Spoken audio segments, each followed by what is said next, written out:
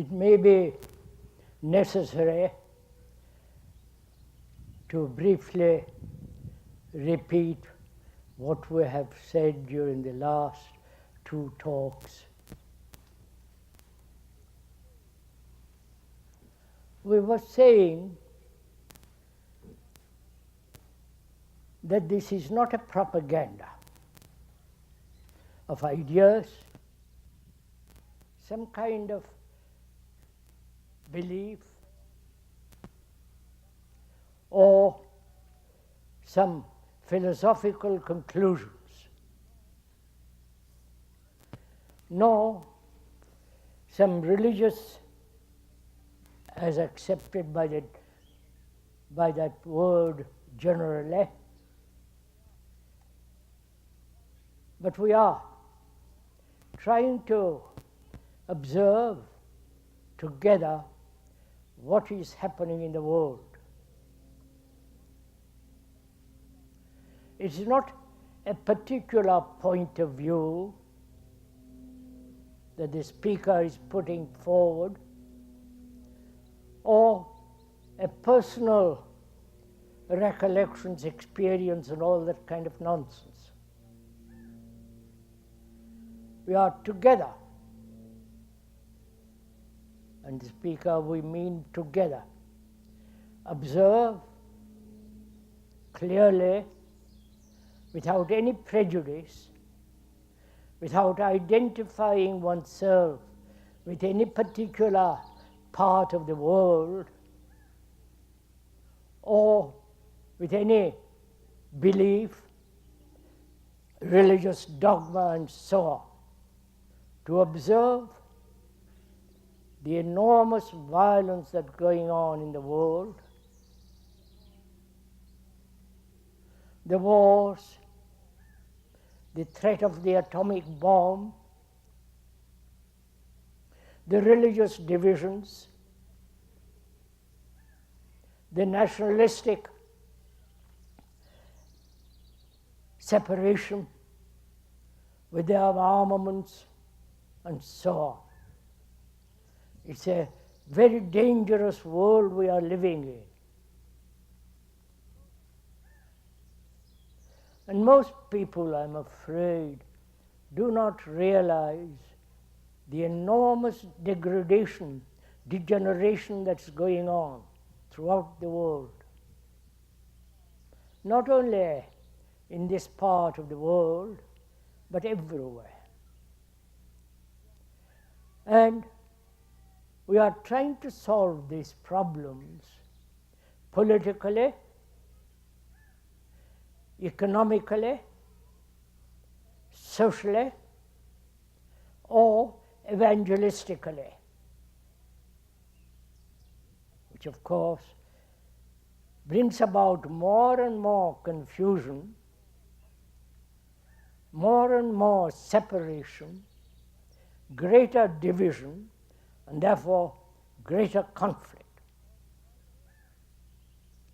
And we said, neither politics, nor the established religions, nor the scientific knowledge is going to solve our problems, nor the psychologists, nor the priests, nor the specialists. But the crisis is in our consciousness. That is in our minds, in our hearts, in our behavior, in our way of looking at the world from a narrow, limited point of view. That's where the crisis is. And together, we are going to explore, together, investigate if it is at all possible for the human mind, which has evolved through millions and millions of years, conditioned by time and evolution, whether such a mind, limited, such a brain, conditioned, and this consciousness, which is limited, narrow, exclusive, apparently, whether that consciousness, with its crisis in the present world, can ever be changed, can ever bring about a radical mutation into that conditioning.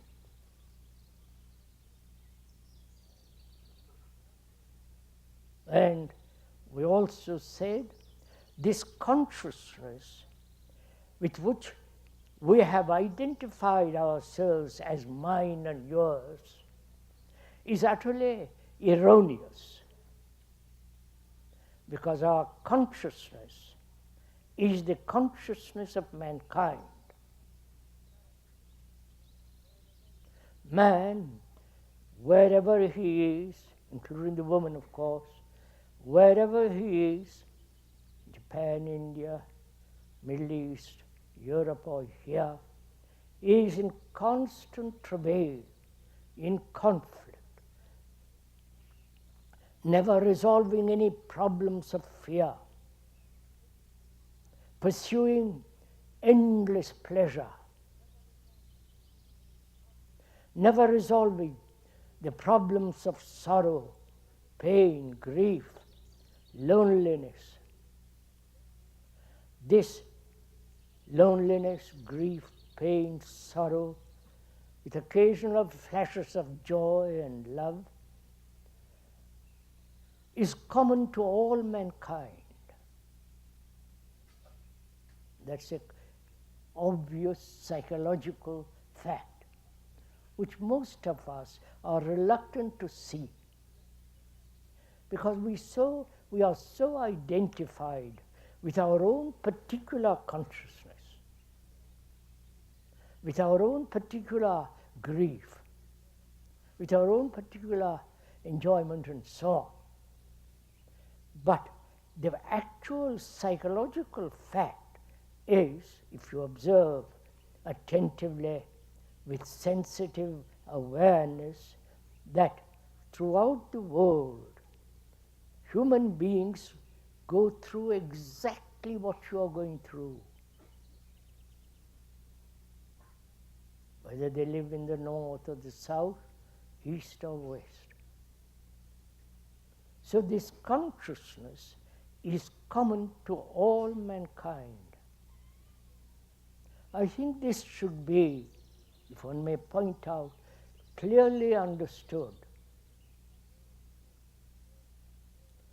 There is no contradiction about it. It's not something, a point of view, something the speaker has invented. But psychologically, when you examine very deeply, objectively, not personally, one finds that this is the common ground to all mankind.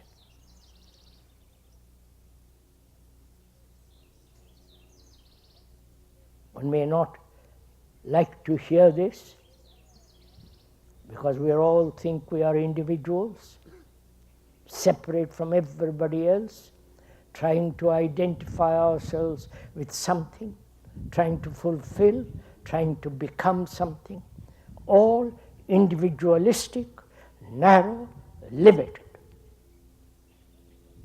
But the psychological fact is that we are not individuals. We are the collective. We are the result of millions and millions of years. Our consciousness is the common consciousness of all humanity. Your consciousness is the consciousness of man. And if we do not understand this very clearly, one is apt to not continue with the investigation clearly. The world, wherever one lives, this sense of individuality has been emphasized. Religions have sustained it. Education have maintained it. And this supposedly individual freedom has brought about extraordinary chaos in the world, which is a fact, which again is not a certain conclusion from or a point of view of the speaker, but one can see this clearly. We think we are free because we can choose. And choice implies uncertainty, lack of clarity. Where there is clarity, which can only come about when there is no conflict, such clarity has no choice. There is clear. It's only the mind that is obscure, confused, uncertain that begins to choose. Again, please investigate this as we go along. And if one may request, we are not laying down the law. We are not leading you anywhere. We are trying, rather, we are actually thinking together, not accepting, not following. In matters of the spirit, in the matters of deep psychological investigation, one must be free from all sense of following somebody.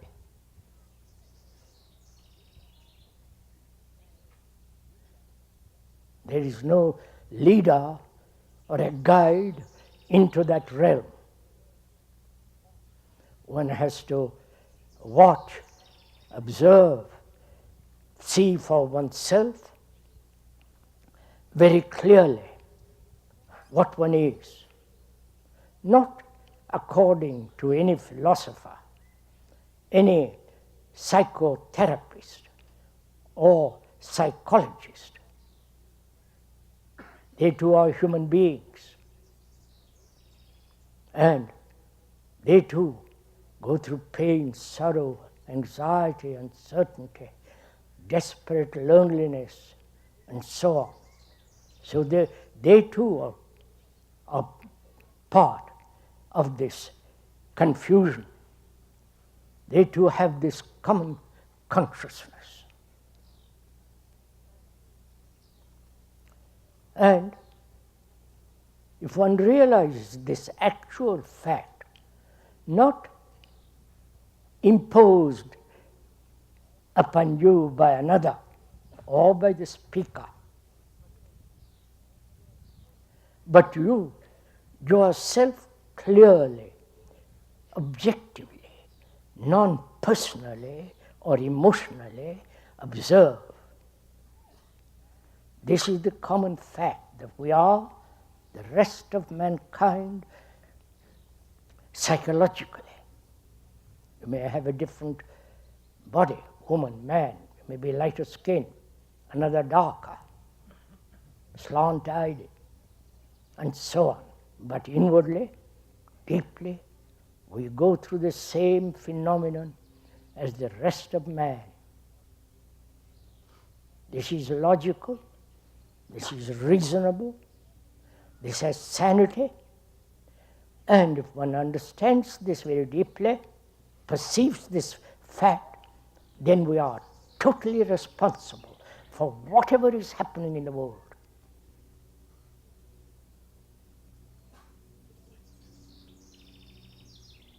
Please understand the seriousness of these talks.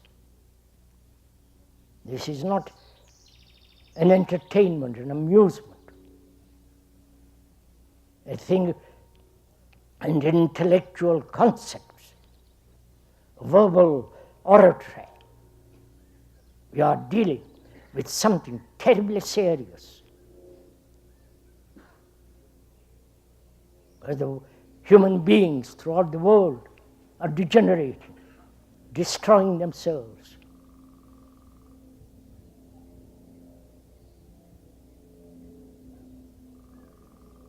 And as we said, this is the common factor, and therefore we are totally, absolutely responsible for whatever is happening in the world.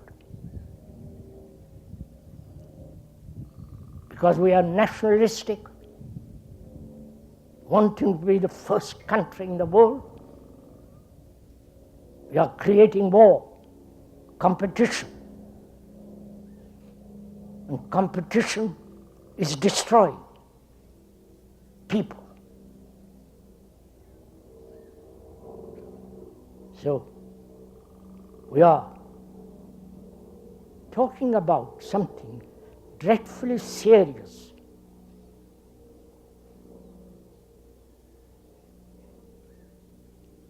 And this consciousness, in which there is the crisis, and nowhere else, is put together by thought. Our consciousness is, with its content, is the product of thought.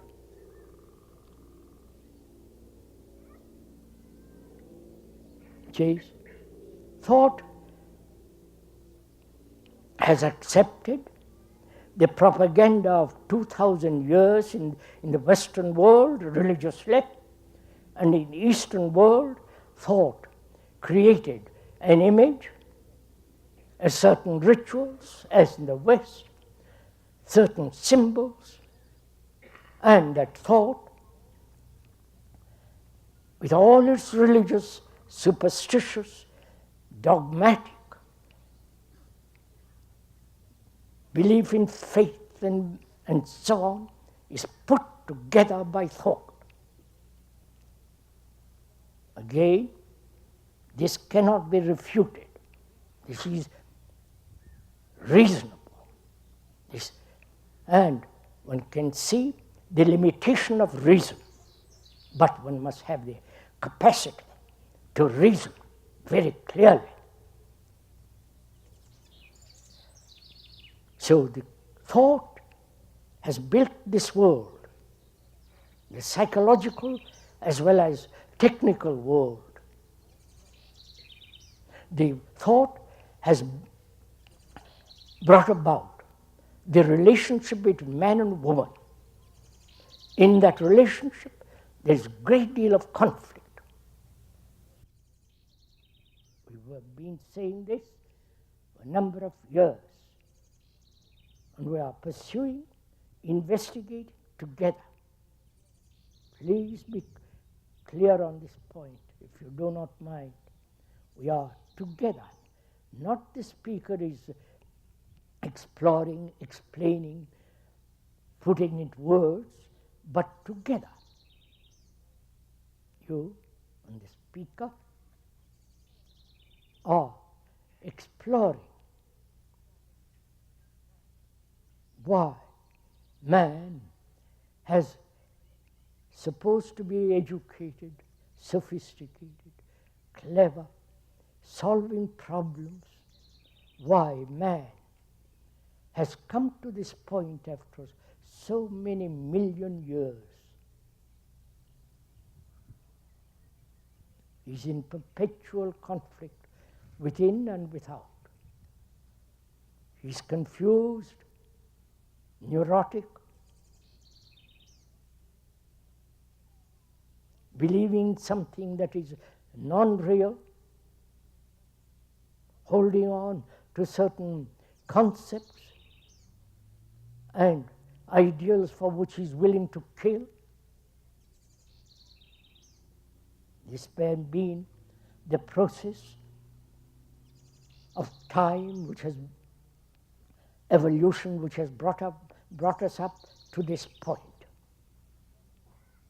And philosophers and others say you must accept human conditioning. You must accept what you are.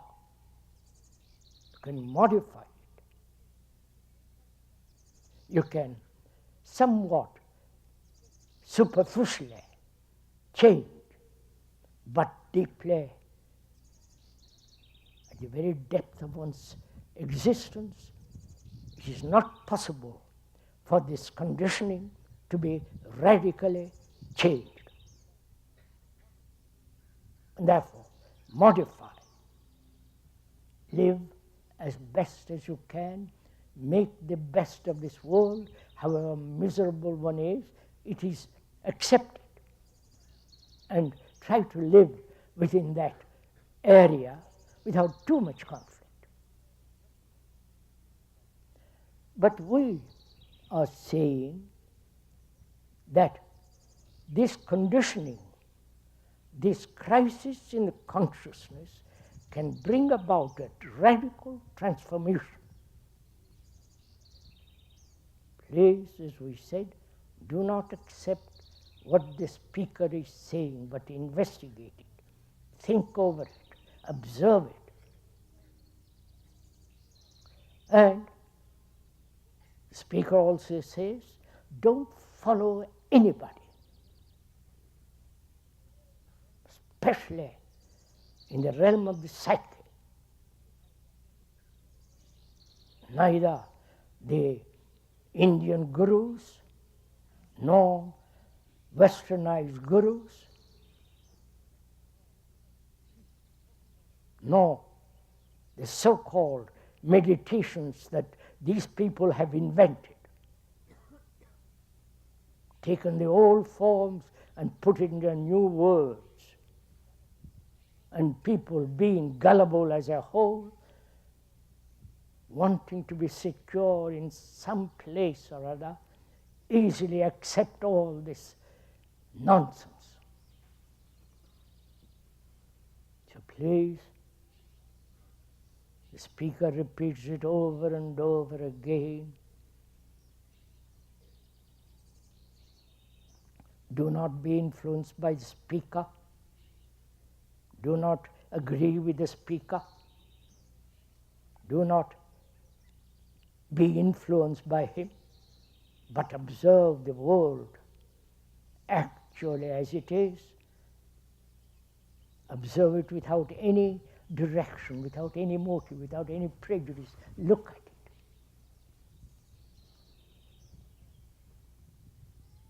And this consciousness, as we said, is put together by thought. Thought is a material process. Thought has built marvelous buildings, most beautiful architecture, paintings, poems, statuary. But thought has not created nature, but thought can destroy nature. Thought has not made the tiger, that beautiful, dynamic animal. Thought has not made the rivers, the mountains, the heavens, but thought can despoil them. So one must clearly understand the nature of thought, because thought has put together the content of our consciousness. And as the crisis is there, thought must be very carefully investigate what is thinking. Because all our action is based on thinking. that is, our action is born out of knowledge, out of experience, out of accumulated knowledge and memory stored up in the brain. And thought is part of that memory, part of that knowledge, part of that experience. And as experience and knowledge can never, under any circumstances, be complete, therefore thought invariably, under all conditions, is limited.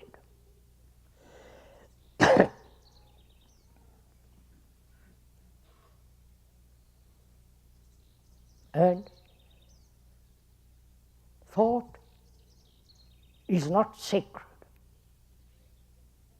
The things that thought has created in the temples, in the mosques, in the cathedrals, in the churches, they are the result of thought. They are nothing sacred. So we are going, as we go along, the next 3 talks, find out if there is anything sacred in life, not put there by thought. Thought, as we said, is a material process. Even the scientists are beginning to accept that. Of course, the religious people will not. But they are maybe the majority, but the majority is generally mediocre.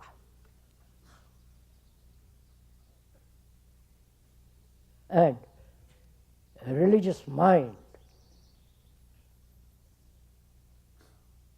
can only find out what is sacred. And to find that out, there must be meditation. And that meditation is generally the speaker puts at the end of his talks, because the meditation without the understanding of the world and of oneself has no meaning. Meditation then means merely an escape from what is. And without order in our life, complete, absolute order, meditation is a form of indulgence in some pleasurable and neurotic action. So we must first look and find out for ourselves if there is right action under all circumstances.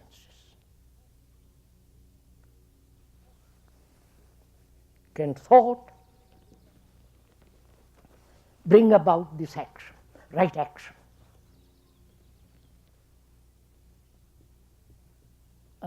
We mean by that word right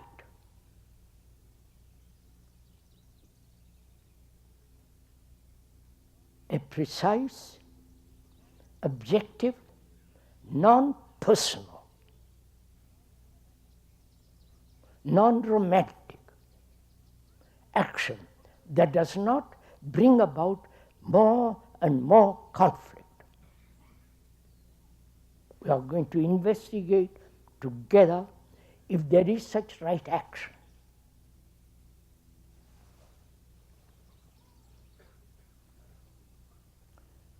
Because now each one thinks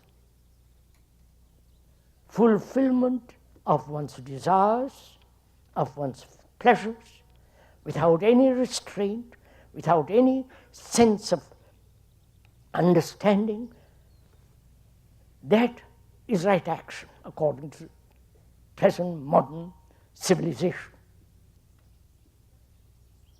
But such action, as one has observed, leads to more and more conflict, more and more chaos,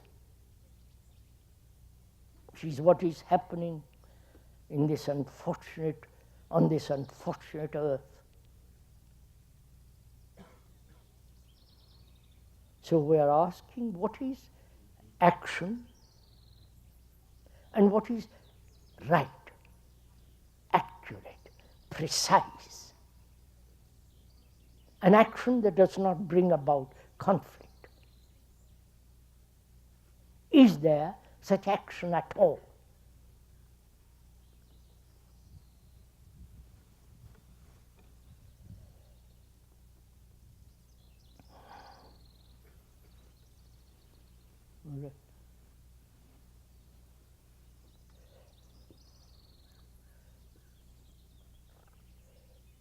It's a lovely morning.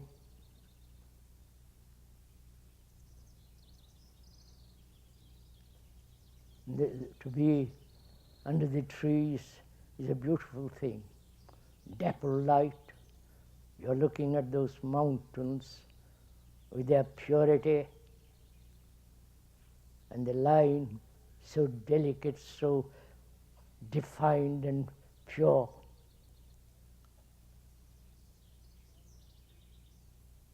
And living with all that in this marvelous country, which is being slowly despoiled and ruined.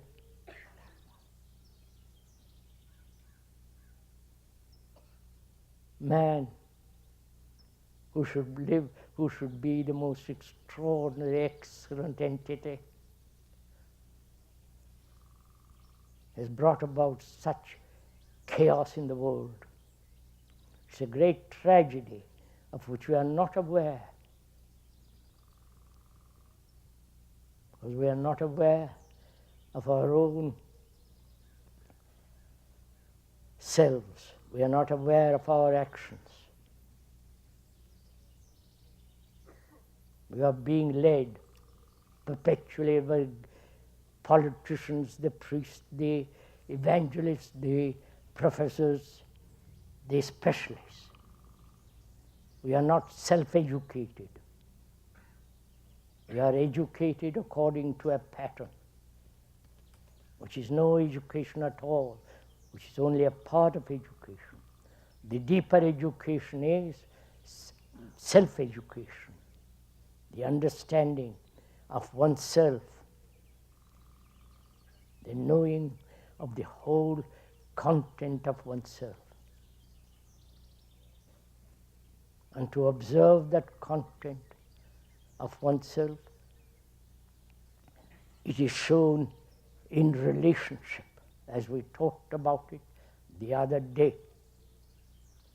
In that relationship, there is conflict, because that conflict arises when we are each one thinks he's separate, ambitious, greedy, competitive, all the rest of it,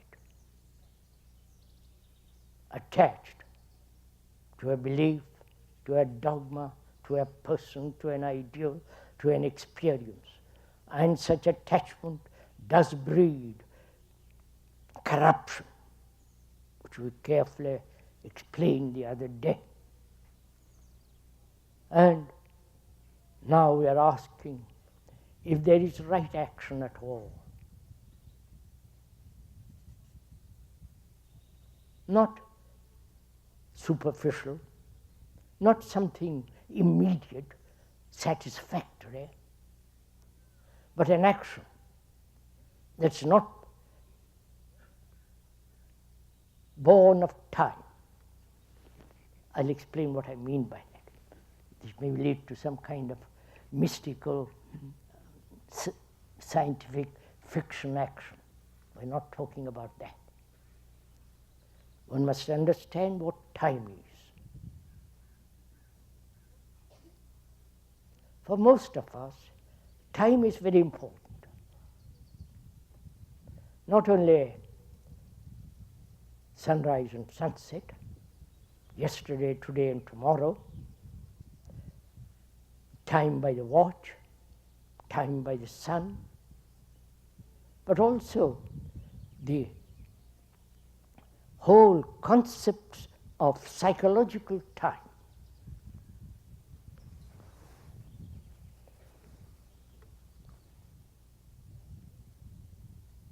Our brain, if you are sensitively aware,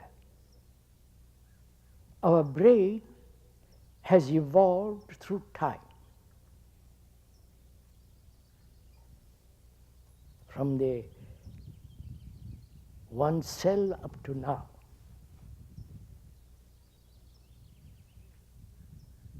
This brain functions in time. It's conditioned by time. Right? That's clear. And time we use as a means of self-advancement, time as a means of learning a language, time as a means of accumulated knowledge in order to act skillfully or not. So time is a factor, a very deep conditioned factor in our life. There is hope, the future, which is hope, and time as the past, with all the memories, experiences, and knowledge is of time, whether it is scientific knowledge or the psychological knowledge or self-knowledge. It's all within the area of time.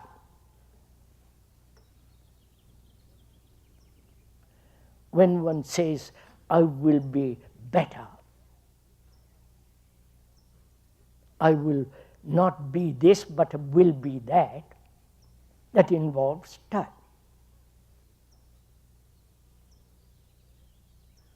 Please understand. Let's think and observe together. You are not merely listening to the speaker who is advancing any set of ideas which you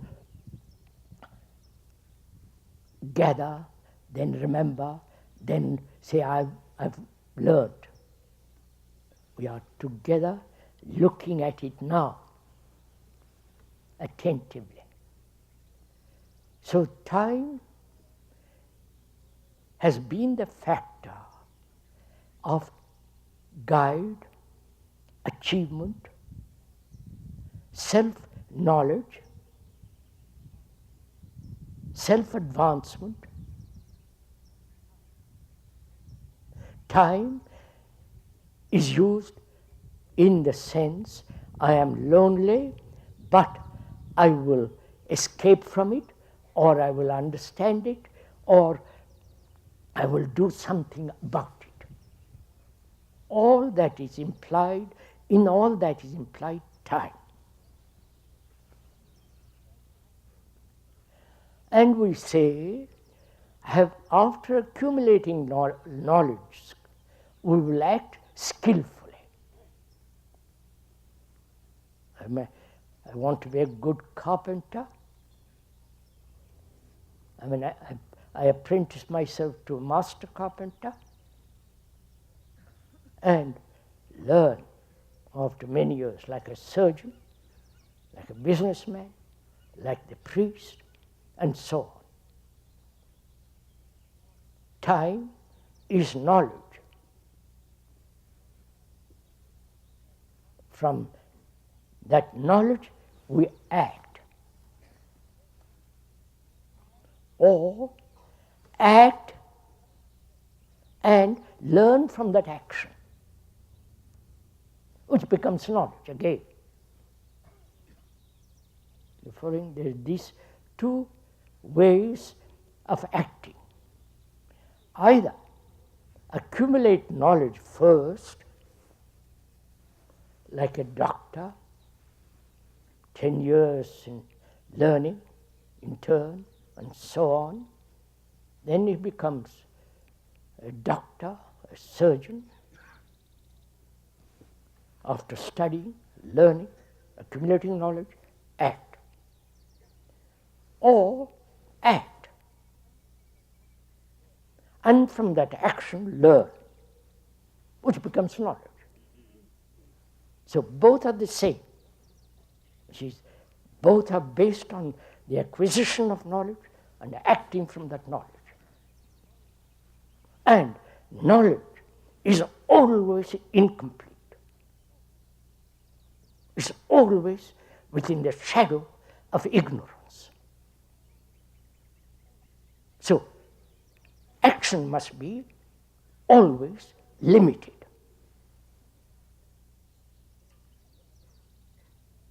And therefore, any action born out of an idea, which is the projection of thought, any action born out of recollection of past knowledge, memory, and so on, must also be limited, and therefore bringing about conflict, confusion. This is again logical, rational, sane. It's not something, a point of view of the speaker, but it is an obvious fact. This is how we act, how we live. So we are inquiring if there is a totally different way of acting. It must be very clear, if the speaker may repeat, we must be absolutely clear the function of knowledge.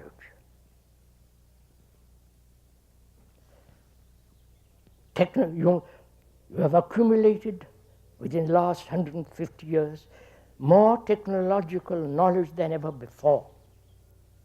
Tremendous knowledge. Otherwise you couldn't have gone to the moon, spaceship, and so on, so on. You have invented, man has invented all the terrible instruments of war. The atomic bomb, which is being the main exportation, apart from grain and blue jeans, of America.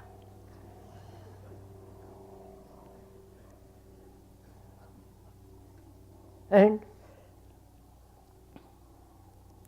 we are asking, is there an action which is not limited, therefore complete, whole, so that it does not bring conflict? Please, it's important to understand.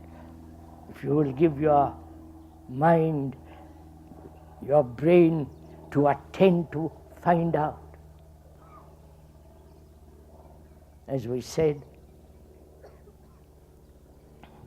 many of you may be interested in meditation and therefore nothing else, but if you're only interested in meditation, such meditation is meaningless if one doesn't live rightly, sanely, rationally. Such meditation, whether it's Zen or X, Y, Z meditation, merely is an escape from actuality, escape from what is, which is our daily life. Our daily life is such misery, such confusions, there's so much conflict. And try to meditate, come into kind of mystical experiences is only an illusion. Perhaps you like to live in illusions. It's more fanciful, pleasurable, but to see what is and then see that what is can be transformed, That's part of profound meditation.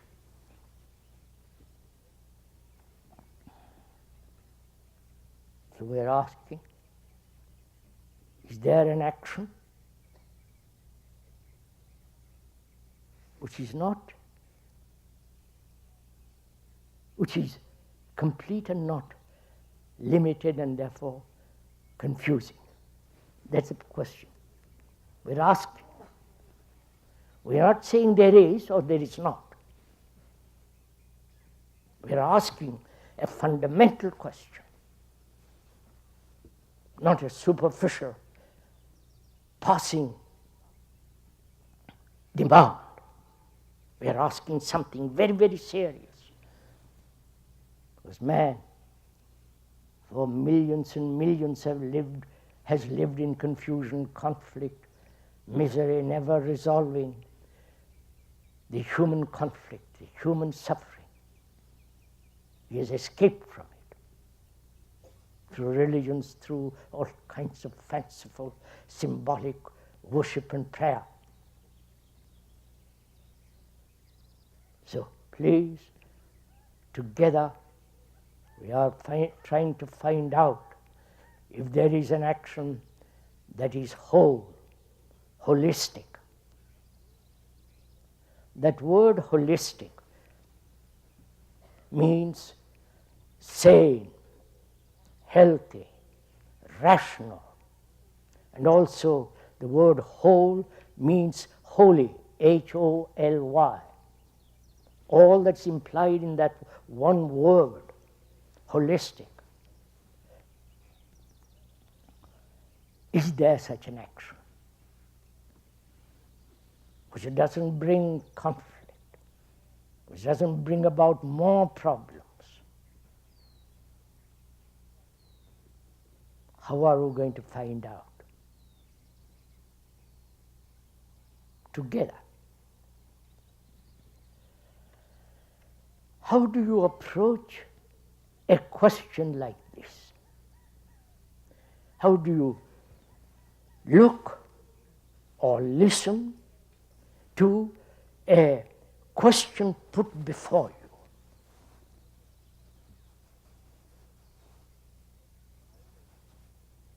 Either you say there is no such action, and so you have blocked yourself if you say that. Or you may say it is possible. Again, the possibility is not actuality. So it's very important if you want to find out if there is such action. It's very important to find out how you listen to the content of that question. Whether your mind is, when that question is put, whether your brain is trying to resolve the problem, trying to find an answer, or actually listens very carefully to the meaning of the word. The word is merely a means of communication. The word is not the thing. It never is. The symbol is not the actuality.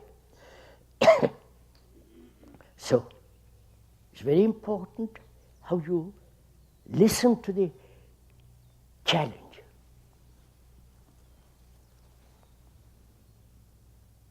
Whether you are trying to resolve it intellectually,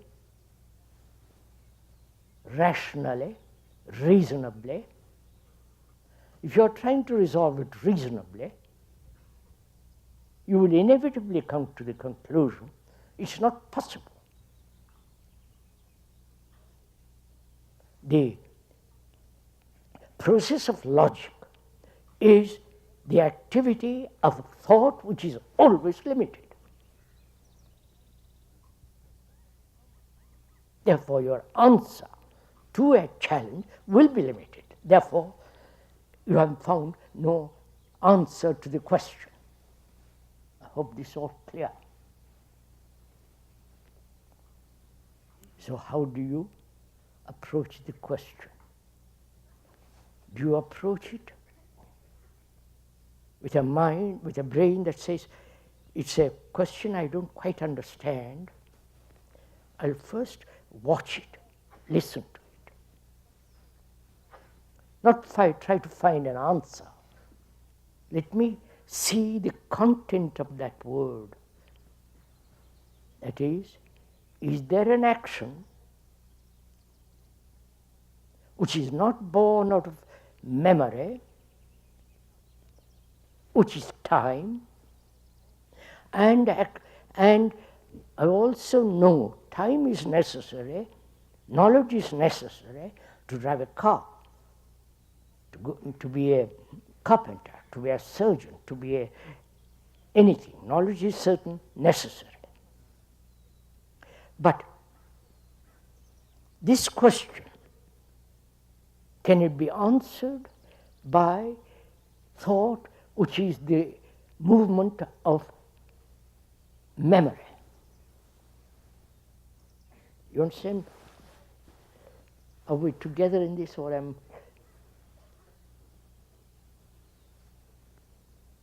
Which means when you try to answer it, right or wrong, impossible or possible, you are depending on memory. Therefore, thought is telling you what to answer. And thought being limited, your answer will be invariably limited and therefore productive of conflict. If this is clear, will you observe, listen to the question without any movement of thought?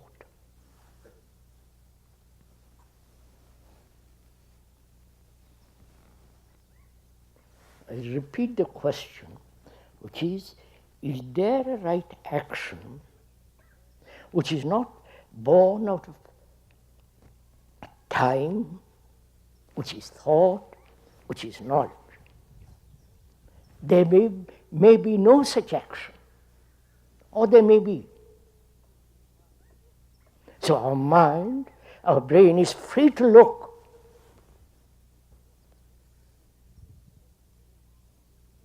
Our brain, being sensitive, alert, aware, is listening, paying tremendous attention to the question, not trying to solve it. So, when you do that, that is when you give complete attention, when you are totally sensitively aware, in that attention, there is no question of time.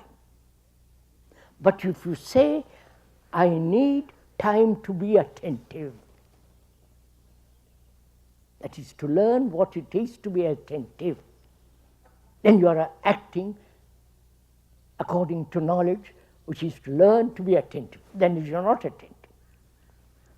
Right? Please see this. So can you listen to this question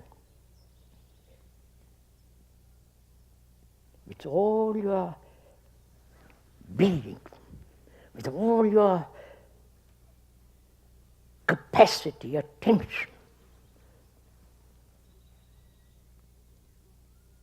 When you give so that total attention, it's like bringing light, putting light upon something that has been obscure. And when you give that attention, there is total light on the question. And the question then reveals its own answer. When you see something clearly, that clarity is the answer. You understand? So there is an action. Please don't accept it. Don't be mystified by it. Don't say there is not.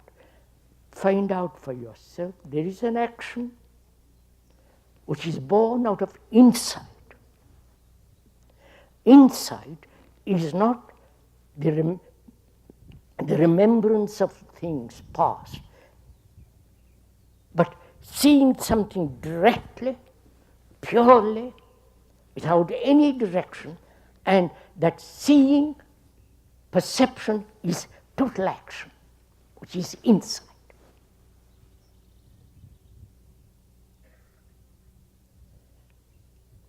And when you can so look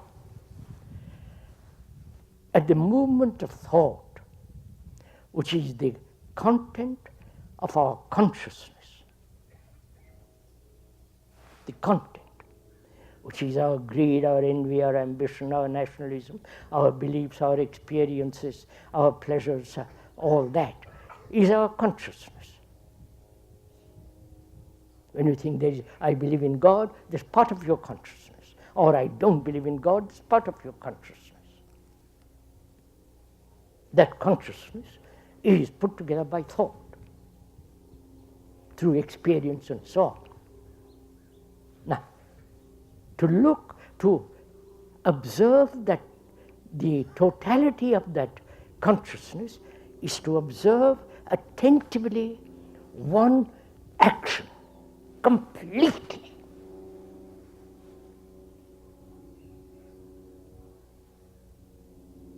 That is to have an insight into the movement of action.